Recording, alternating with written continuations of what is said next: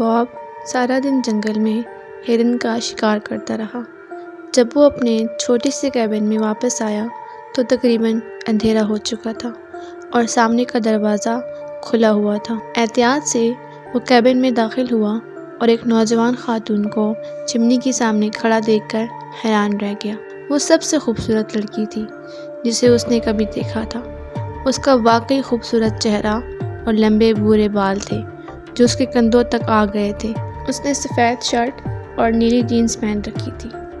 نوجوان خاتون نے بتایا کہ اس کا نام جیسیکا ہے اور وہ گم ہو گئی ہے۔ وہ اپنے والد کے فارم ہاؤس میں رہنے کے لیے جنگل میں نکلی تھی لیکن وہ بھٹک گئی ہے اور واپسی کا راستہ اسے نہیں مل پا رہا۔ اس نے سارا دن جنگل میں گھومتے ہوئے مدد تلاش کرنے کی کوشش میں گزارا ہے۔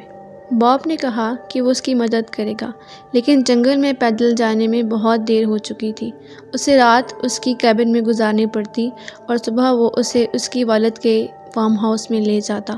جیسیکا نے اس کا شکریہ ادا کیا اور اس کی مہربانی کے بدلے میں اسے رات کا کھانا پکانے کی پیشکش کی۔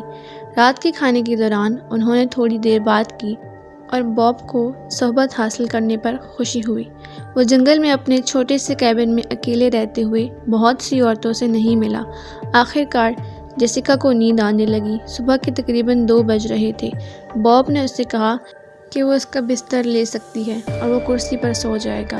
وہ بستر پر چڑھی اور کچھ ہی دیر میں گہری نیند میں سو گئی۔ باب نے اسے دیکھا جب وہ سو رہی تھی۔ اس کا خیال تھا کہ وہ ان سب سے خوبصورت لڑکیوں میں سے ایک ہے جنہیں انہیں کبھی دیکھا تھا۔ اس نے سوچا کہ کیا وہ اس جیسے آدمی سے محبت کر سکتی ہے۔ وہ اس قسم کی عورت تھی جسے وہ ساری زندگی ترستا رہا، جوان، بھورے بالوں والی اور خوبصورت۔ جیسے ہی جیسیکا بستر پر سوئی، وہ کرسی پر بیٹھ کر ریڈیو پر موسیقی سننے لگا۔ اس نے والیوم کم کر رکھا تھا تاکہ وہ جیسیکا کو نہ جگائے۔ پھر جیسے ہی وہ سونے لگا، ریڈیو پر موسیقی مقامی خبروں کی نشریات سے روک دی گئی تھی۔ رپورٹر نے بتایا کہ پولیس ایک ایسے قیدی کی تلاش میں علاقے کا محاصرہ کر رہی ہے جو مینٹل ہاسپٹل سے فرار ہو گئی تھی۔ باب کے کان کھڑے ہو گئے۔ رپورٹر نے بتایا کہ فرار ہونے والی خاتون مسلح اور خطرناک تھی۔ اسے اپنے شوہر اور 4 دیگر مردوں کے قتل کا مجرم قرار دیا گیا تھا اور اسے جیل بھیج دیا گیا تھا۔ ماہر نفسیات جنہوں نے ان کا معائنہ کیا تھا، انہوں نے اسے ذہنی طور پر بیمار قرار دیا اور اسے مجرمانہ طور پر مینٹل اسٹیٹ ہاسپٹل منتقل کر دیا گیا تھا۔ تاہم جب اسے لے جایا جا رہا تھا تو وہ اپنے محافظوں پر قابو پانے میں کامیاب ہو گئی۔ چاقو کا استعمال کرتے ہوئے جو اس نے جیل کے کیفیٹیریا سے چرایا تھا، اس نے انہیں چھرا گھونپ کر ہلاک کر دیا اور جنگل میں فرار ہو گئی۔ پولیس سارا دن اسے ڈھونڈتی رہی۔ ریڈیو پر انہوں نے پاگل خاتون کی تفصیل بتائی۔ وہ 5 فٹ 4 انچ 26 سال کی سنہری اور بہت پرکشش خاتون تھی۔ جب وہ فرار ہوئی تو اس نے جیل کی وردی پہن رکھی تھی، لیکن ان کا کہنا تھا کہ وہ شاید اپنا بھیس بدلنے کے لیے کچھ کپڑے چرانے کی کوشش کرے گی۔ پولیس نے لوگوں کو خبردار کیا کہ وہ پاگل خاتون کی تلاش میں رہیں اور جو بھی اس کے پاس آئے اسے ان سے فاصلہ رکھنے کا مشورہ دیا۔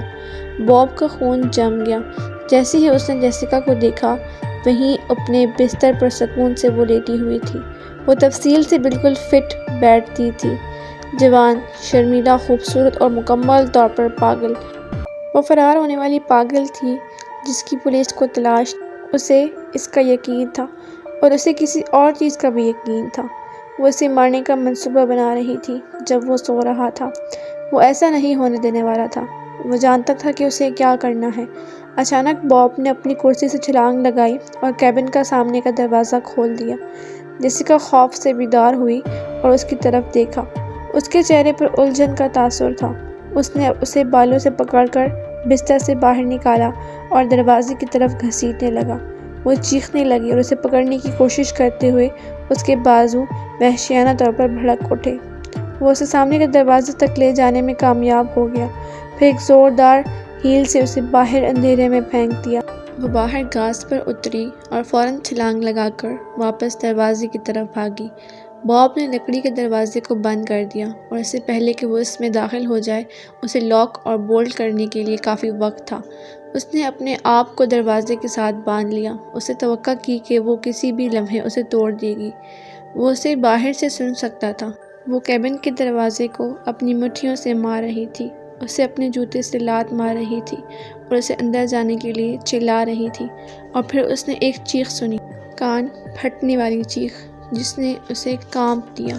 یہ کسی پاگل جانور کی چیخوں کی طرح لگ رہا تھا، اس قسم کی آواز جو صرف ایک شخص ہی بنا سکتا ہے جو مکمل طور پر پاگل ہو۔ پھر ایک خوفناک خاموشی چھا گئی۔ وہ لکڑی کے دروازے کے باہر کچھ ہلنے کی آواز سن سکتا تھا۔ وہ خوف سے کانپ رہا تھا، ہر چیز کے لیے تیار تھا۔ تھوڑی دیر بعد اس نے دیکھا کہ دروازے کے نیچے خون کا ایک پتلا سا قطرہ آتا ہے۔ جلد ہی وہ خون کے تالاب میں بدل گیا۔ باب نے آہستہ آہستہ سامنے کا دروازہ کھولا اور جو کچھ اسے ملا اس سے وہ گھبرا گیا۔ جیسیکا وہیں خون میں لت پت پڑی تھی اور اس کے سر سے ایک بڑا چاقو نکل رہا تھا۔ وہ بالکل ننگی تھی اور اس کی آنکھیں چمکی ہوئی تھیں۔ اس کا دماغ دوڑ پڑا جب اس نے اپنے سامنے پڑے عجیب منظر کو سمجھنے کی کوشش کی۔ جیسیکا کی لاش کے پاس ایک نیلے کپڑوں کا ڈھیر تھا۔ اس کی برہنہ لاش کے پاس پہنچ کر اس نے نیلے رنگ کے کپڑے اٹھائے اور اپنے ہاتھوں میں پھیرتے ہوئے اسے محسوس ہوا کہ یہ نیلے رنگ کی وردی ہے۔ پیچھے کچھ سیاہ حروف میں چھپا ہوا تھا، اس پر لکھا تھا مینٹل اسٹیٹ ہاسپٹل۔ وہ مردہ لڑکی کے لاش کے پاس اپنے گھٹنوں کے بل گر گیا کیونکہ اسے آخر کار سمجھ میں آیا کہ کیا ہوا ہے۔ پاگل خاتون نے جیسیکا کو اس کے کپڑوں کی خاطر قتل کر دیا۔